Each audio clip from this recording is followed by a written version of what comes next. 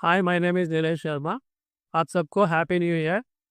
इस नए साल में मेरी यही विश है कि आपसे पैसा ही नहीं, सही नॉलेज भी अर्न करें। Now let's talk about one of the most important concept every investor should understand. Usually people ask me what I generally check before buying any stock. My answer is very simple. The first thing I look at is EPS.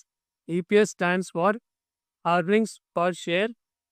It tells us how much profit a company is generating per share. The formula for EPS is very simple.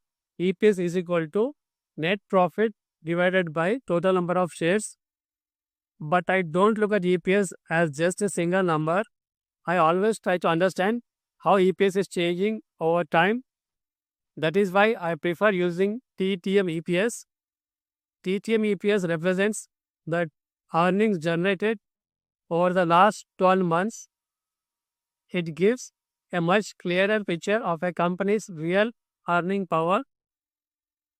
अब जब भी मैं कोई stock bye करने का सोचता हूँ तो सबसे पहले मैं करंट TTM EPS चेक करता हूँ।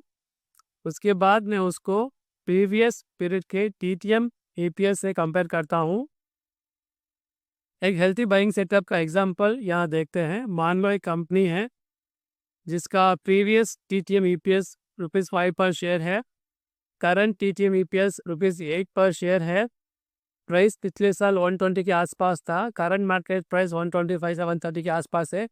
यहाँ दिख रहा है कि कंपनी की अर्निंग्स इम्प्रूव हो रही है, लेकिन प्राइस अब भी कंट्रोल में है। ये एक हेल्थी सेटअप होता है बाइंग करने के लिए। ऐसे शेयर्स अगर हम बाई करने की कोशिश करते हैं तो प्रॉफिट होने के चांसेस ज़्यादा होते हैं। अब हम ऐसी कंपनी को देखते हैं जहाँ बाइंग को अवॉइड करनी चाहिए। मान लो एक कंपनी है जिसका प्रीवियस TTM EPS ₹10 पर शेयर है, करंट TTM EPS ₹6 पर शेयर है। पिछले साल प्राइस 150 के आसपास था और करंट मार्केट प्राइस 240 के आसपास है। यहाँ प्राइस एक्सपेक्टेशन पे चल रहा है, लेकिन अर्निंग सपोर्ट बिल्कुल भी नहीं कर रही है, इसलिए ऐसे स्टॉक्स को अवॉइड करना चाहिए। सबसे इम्पोर्टेंट बात यहाँ ये है कि कभी कभी EPS इसलिए भी हाई हो जाता है क्योंकि अर्निंग्स में अदर इनकम भी इंक्लूड हो जाती है। हमको सिर्फ बिजनेस का प्रॉफिट यहाँ पे देखना चाहिए। सिर्फ EPS एक नंबर देखना काफ़ी नहीं होता है। TTM EPS को कंपैरिजन और 10 सबसे ज़्यादा इम्पोर्टेंट होता है। TTM EPS स्ट्रांग हो और प्राइस कंट्रोल में हो तो ये एक हेल्थी कॉम्बिनेशन माना जाता है। अगर आप ऐसे ही और इम्पोर्टेंट पैरामीटर समझना चाहते हो जिससे आपको ये सीखने को मिले कि कौन सा स्टॉक बाय करना है और कौन सा स्टॉक अवॉइड करना है, तो आप मेरी कोचिंग क्लासेस ज्वाइन कर सकते हैं।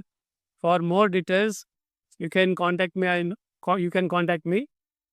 This content is for education purpose only. Please do your own research before taking any investment decision. अगर आपको ये वीडियो अच्छी लगी हो तो लाइक और शेयर करें, मेरे चैनल को सब्सक्राइब करें। Thank you.